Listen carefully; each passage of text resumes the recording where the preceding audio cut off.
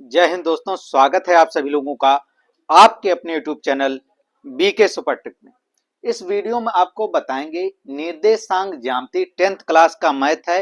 निर्देशांक ज्यामिति का एक बड़ा ही महत्वपूर्ण क्वेश्चन है। इस टाइप का क्वेश्चन बोर्ड एग्जाम में कई बार पूछा गया है, तो हो सकता है बोर्ड एग्जाम में गिनती बदल करके आपको इसी टाइप का क्वेश्चन आपसे पूछ दिया जाए। तो चलिए इस सवाल को अच्छी तरीके से समझते हैं।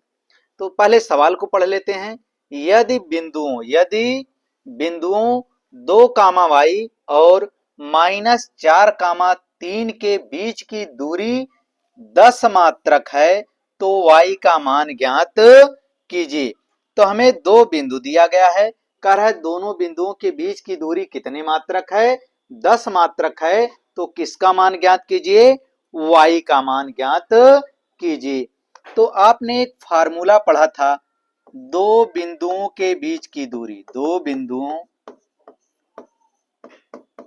के बीच की दूरी, दो बिंदुओं के बीच की दूरी बराबर फार्मूला आपने पढ़ा था under root x1 minus x2 का whole square plus y1 minus y2 का होल स्क्वायर।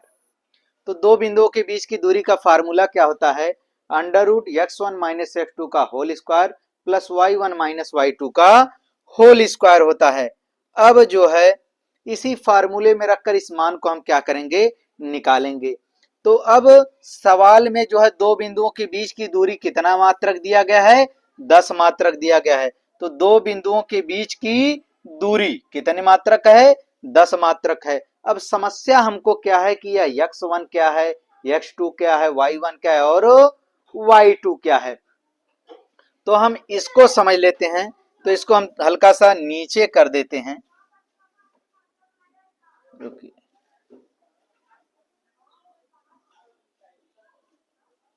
हाँ, तो ये हल्का सा हमारा क्या हो जाएगा, ये नीचे हो गया। इसके ऊपर हम क्या लिखेंगे, यह जो दो बिंदु दिए गए हैं 2, y और -4, 3, तो यह जो दोनों बिंदु हैं, इन दोनों बिंदुओं में जो पहला बिंदु है, पहले बिंदु का पहला मान क्या माना जाएगा, x1 और दूसरा मान क्या माना जाएगा, y1।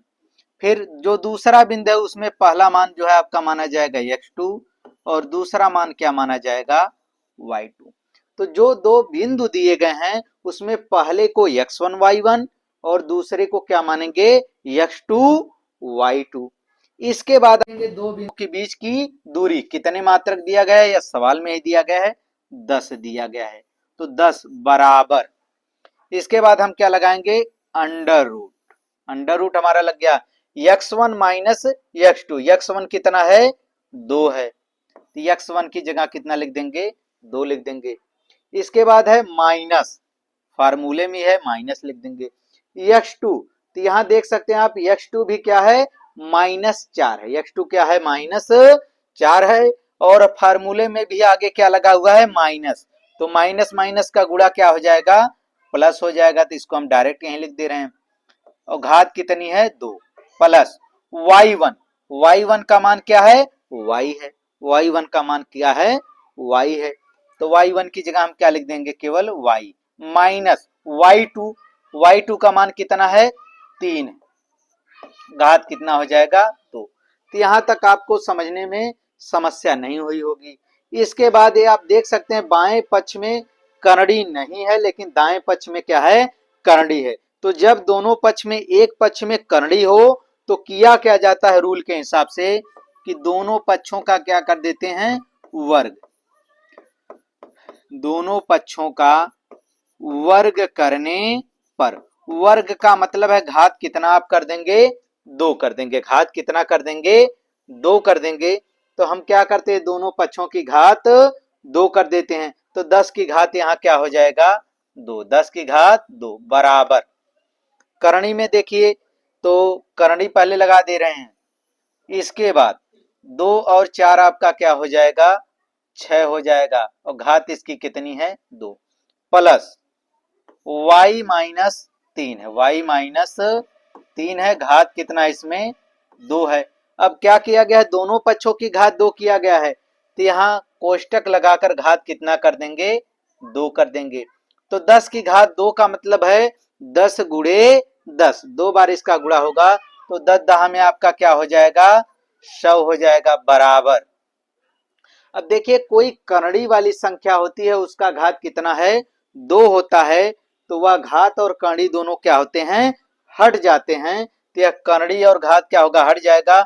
और अंदर 6 की घात 2 है, तो 6 गुणे 6, 6 छक्का कितना हो जाएगा, 36 हो जाएगा, प्लस करड़ी हटा देंगे, y माइनस 3 की घात कितना हो गया आपका, 2 हो जाएगा। यहाँ 36 प्लस है, बाई तरफ आएगा माइनस हो जाएगा, तो 100 माइनस 36 बराबर y माइनस आपका क्या हो जाएगा, 3, और घात कितना है, 2 है। 100 में से 36 घटाएं कितना हो जाएगा आपका, 64 बराबर y माइनस 3, और घात क्या हो गया, 2 हो गया। इसके बाद आप क्या करेंगे, यहां पर लिख दे रहे हैं, स्क्वायर जब दाएं तरफ से हटाएंगे, बाएं तरफ वाली संख्या में क्या हो जाएगा, करड़ी हो जाएगा। किसी का भी दाईं तरफ से अगर स्क्वायर हटाएंगे तो बाईं तरफ करड़ी, बाईं तरफ किसी संख्या का स्क्वायर है उसको हटाएंगे तो दाएं तरफ करड़ी हो जाता है। तो यह स्क्वायर हटाएंगे तो 64 किस में हो जाएगा, करणी में हो जाएगा, बराबर y माइनस 3। करणी का मतलब आपका क्या होता है, वर्गमूल। तो 64 का वर्गमूल आपको पता होगा कितना आ जाएगा, 8 आ जाएगा, बराबर y माइनस 3। यह माइनस में है 3, बाईं तरफ आएगा किस में हो जाएगा, प्लस में, तो बराबर क्या हो गया आपका y। तो 8 3 11, इसका मतलब y बराबर आपका क्या आ गया, 11 आ गया। यही हमारा क्या हो जाएगा, आंसर हो जाएगा। क्योंकि सवाल में हमसे क्या पूछा है कि y का मान ज्ञात कीजिए, तो y का मान कितना आ गया आपका, 11 आ गया। तो इस टाइप का क्वेश्चन हो तो आप इसी तरीके से क्या कर सकते हैं, लगा सकते हैं। तो यदि वीडियो पसंद आया हो तो कमेंट करके बताइएगा, आपका कोई क्वेश्चन हो तो उसे भी कमेंट कीजिएगा। चलिए मिलते हैं एक नए वीडियो के साथ। जय हिंद।